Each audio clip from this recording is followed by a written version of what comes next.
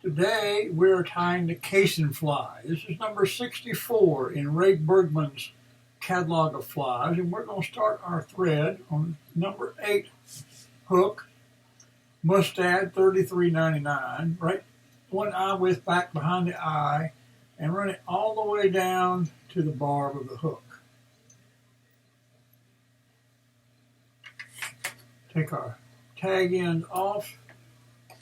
Now we're going to tie on a piece of mylar, silver on one side and gold on the other.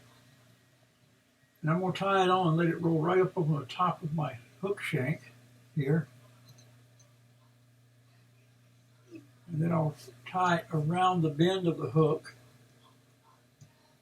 And I'm tying this with the silver side up.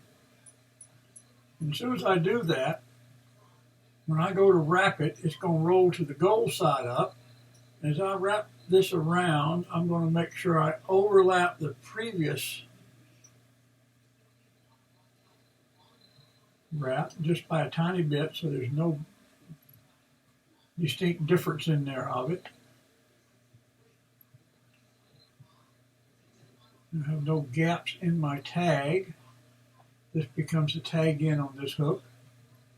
And there I have what I need. So now I'm going to take my thread and drop a wrap around there just to tie it in place. Second rate wrap to lock it. Push my thread up out of the way. Cut it off and I'm set to go.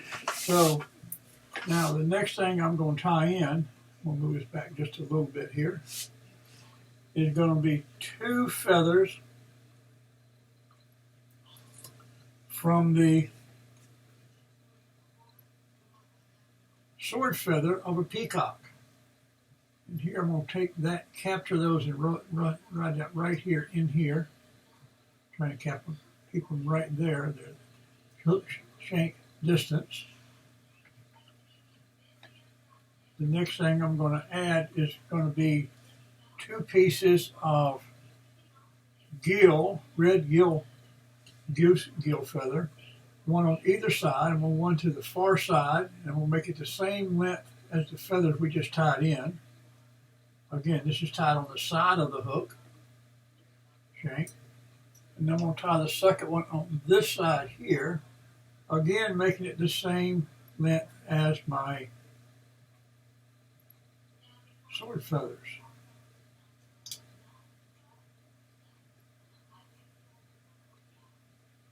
Once that's all locked into place here, I'll cut all the tag ends off of this. The next thing we'll add to it is a piece of narrow mylar, golden color, that will become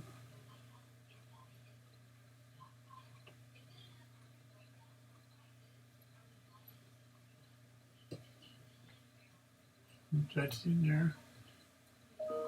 This will be the ribbing for this fly. Now I'm going to lay a few wraps of thread around here. So I've got an even transition from all the stuff I just tied in back there. And the next thing that goes in here will be our yellow floss. And I've got a 4-inch piece of yellow floss. Again, I'm going to tie this on this hook right here on this side here. Bring it back. Take my thread and get it locked into place there.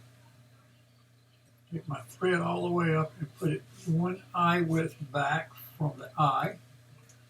Now I'm ready to tie my floss in. My floss is going to go in, and each wrap will barely overlap the previous wrap, so I can keep a nice smooth body all the way forward to the tie-off point, which is where my thread is hanging right now. Now, I'll take my thread here, I'll give myself a good wrap right there, and that locks that into place. One more wrap, make sure it's done. Push the thread out of the way. Reach up and take the floss out. Now I can take my ribbing material and come forward. And that should take about 5, maybe 6 wraps, evenly spaced. as I go forward. I've got 5 nice wraps with that in there. I can tie that off now. I can now take my ribbing off, tag end off. The next thing we're going to do is roll the hook upside down, and we're going to tie in a beard hackle, which is brown slopping rooster feather, and I'm going to tie that in right behind the eye.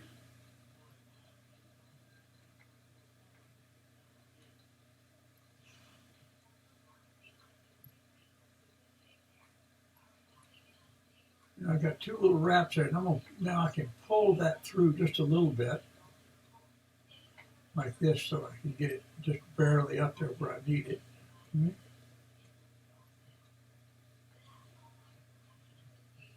I'm going to add a wrap now that goes down underneath all that, so I can pull that feather back just a little bit.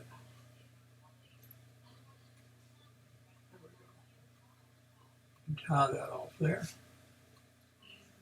Now I can take my tag in here and cut that off with the feather, being careful not to cut the other feather there. Roll my hook back over. Got a couple of runaway barbicles here. I'll take those off anyway, just to keep them out of the mix. Okay. So the last thing we want to put on here now is our wing. And we're using a yellow goose quill to create our wing. And it's about a hook width gap distance right here. So I'm going to stick that right here like this. I'm going to bring my thread up here and come down real nice and slow. I'm going to pinch that and let my thread pull that right down on the hook shank. And that'll keep it right on the top. I can get a couple of good wraps and hold it into place. Now I can come in here and cut the tag end off of this, like that. And now I want to give this thread just a little bit of spin counterclockwise, which will let me flatten the thread out a little bit because it loosens the wraps up. So now I can tie all this down together here in one spot. Get a nice even taper coming down through here. So one little feather barbicle sticking up there. Take that out. Now I'm ready for a whip finish.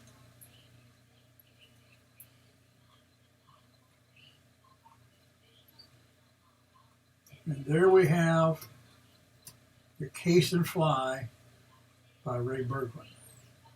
I say by, he tied this as one of his.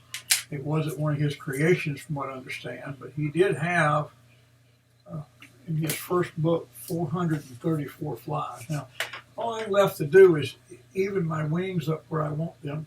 I want those wings to come in here about the top of the curve. Now, with a nice angle here, so I want to do a nice angle like this right here. And there is my wing, perfectly where I'd like to have it. The last thing we need to do is apply a little bit of UV glue to our head. And to do that, I use a needle so I can contain it exactly where I want it. And I look on my needle and get just one little bubble up here normally. And I can take that and spread it all the way around the hook.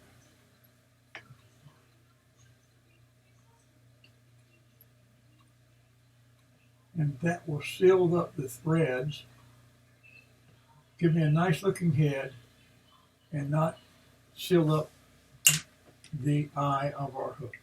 So once that's done, I take my UV glue and hit it. It takes just about 30 seconds to 60 seconds to cure it. And there we go. We now have a nice Cassin Fly.